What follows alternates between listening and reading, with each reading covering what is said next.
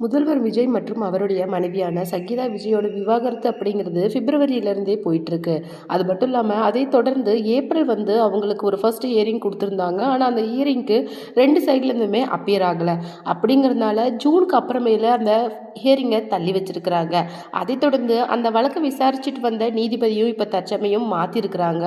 இந்த மாதிரி ஒரு சூழ்நிலையில் சங்கீதாவோட ஹெல்த் அப்படிங்கிறது கொஞ்சம் அப்சர்வேஷனில் இருக்கிற அளவுக்கு கொஞ்சம் மோசமான மனநிலையில் இருக்கிறாங்க. அதாவது அவங்களுக்கு அதிகப்படியான டிப்ரெஷன், ஸ்ட்ரெஸ் அப்படின்னு சொல்லிட்டு அவங்க கொஞ்சம் ரொம்ப ஸ்ட்ரெஸ் மைண்டோட இருக்கிறதா டாக்டர் சொல்லியிருக்கிறாங்களாம். அது மட்டும் இல்லாமல் அது இப்போது லண்டனில் இருந்து சிக்மா படத்தோட ப்ரொடக்ஷன் வேலைகளை கடைசியாக முடிக்கிறதுக்காக ஜேசன் சஞ்சய் இன்னைக்கு லண்டன்ல இருந்து சென்னை வந்திருக்காரு. அதன்படி ஜூலை 31 சிக்மா படம் ரிலீஸ் டேட்டையும் அனௌன்ஸ் பண்ணிட்டாங்க. அதை தொடர்ந்து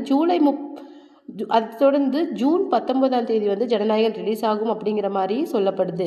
இந்த மாதிரி சமயத்தில் தான் ஜேசன் சஞ்சயோட தாத்தா, அது மட்டும் இல்லாமல் சங்கீதா விஜயோட அப்பாவான ஸ்வர்ணலிங்கம் விஜயை சந்திக்க போகிறதா ஒரு விஷயம் இப்போ பரவிட்டுருக்கு. அது மட்டும் இல்லாமல் நிறைய விஷயங்களை குறித்து அவருடைய மருமகன் மற்றும் முதல்வர் விஜய் கிட்ட டிஸ்கஸ் பண்ண போகிறதாவும் அந்த விஷயம் சொல்லப்பட்டிருக்காங்க. அது என்ன அப்படிங்கிறத பற்றி தான் இந்த வீடியோவில் நம்ம டீட்டெயிலாக பார்க்க போகிறோம். வீடியோக்குள்ளே போகிறதுக்கு முன்னாடி நீங்கள் நம்ம சேனலுக்கு புதியவராக இருந்தால் மறக்காமல் சிபி ட்ரெண்டிங்கை சப்ஸ்கிரைப் பண்ணி ஃபாலோ பண்ணிக்கோங்க.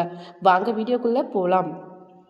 ஸ்வர்ணலிங்கம் இலங்கையில் இருந்து லண்டன் போன ஒரு தொழிலதிபர். அது மட்டும் இல்லாமல் இன்றைக்கும் லண்டனில் நிறைய பிஸ்னஸ்களை நடத்திட்டு வராரு. அது மட்டும் இல்லாமல் அந்த பிஸ்னஸ்களை இப்போ தொடர்ந்து நடத்திட்டு வர்றது சங்கீதா விஜய் தான். ஏன்னா அவங்க அடிக்கடி லண்டன் போகிறதுக்கு ஒரு முக்கியமான காரணமே அங்கே இருக்கிற அவருடைய பிஸ்னஸ்களை கவனிச்சுக்கிறது மட்டும்தான்.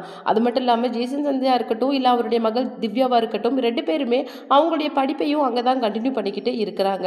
ஜேசன் சஞ்சய் தன்னுடைய படப்பிடிப்புக்காகவும் பேஷனுக்காகவும் அடிக்கடி தமிழ்நாடு வந்துட்டு இருக்காரு. இந்த வகையில் பார்க்கும்போது ஸ்வர்ணலிங்கம் முதல்வர் விஜயை சந்திக்க போகிறதா ஒரு தகவல் வந்திருக்கு. அதில் அவர் என்னென்ன சொல்ல போகிறாரு அப்படின்னு சொல்லிட்டு மீடியாவுக்கு சொல்லியிருக்காரு அப்படின்னு சொல்லிட்டு பார்த்தீங்கன்னா, தன்னுடைய மகளான சங்கீதா விஜய் குறித்தும், அது மட்டும் இல்லாமல் இந்த முதல்வராக அவர் பதவியேற்றதுக்கு குறித்து கங்க்ராச்சுலேட் பண்ணுறதுக்கும் வரப்போகிறாரு. அது மட்டும் இல்லாமல் அதை தொடர்ந்து ஷோபா சந்திரசேகர் இவங்க 2 பேரையுமே பார்க்க போகிறதாவும் ஒரு தகவல் வெளிப்பட்டிருக்கு.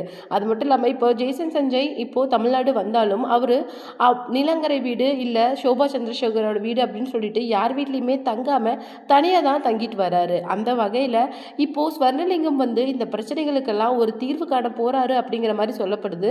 அது மட்டும் இல்லாமல் முதல்வர் விஜயை சந்திக்கும் போது அவர் கண்டிப்பாக சங்கீதா விஜயை பற்றி நிறைய விஷயங்கள் அவர் பேசுவார் அப்படிங்கிற மாதிரி சொல்லப்படுது. கண்டிப்பாக இப்போ வரைக்கும் முதல்வர் விஜய் மேபி டிவோர்ஸ் கொடுக்கலாம் அப்படிங்கிற மாதிரி அவருடைய மைண்ட் செட்டில் இருந்திருந்தா இந்த விஷயத்தை அவர் நினச்சிருந்தா எப்போவோ முடிச்சிருக்கலாம். இல்லை அவர் முதல்வராக பதவியேற்ற அப்புறம் கூட இந்த விஷயத்தை முடிச்சிருக்கலாம். ஆனால் அவருக்கு ஒரு விதமான தயக்கம் இருக்கிறதுனால தான் இந்த விவாகரத்து ப்ரொசீஜர் அப்படிங்கிறது தள்ளி போய்கிட்டே இருக்குது.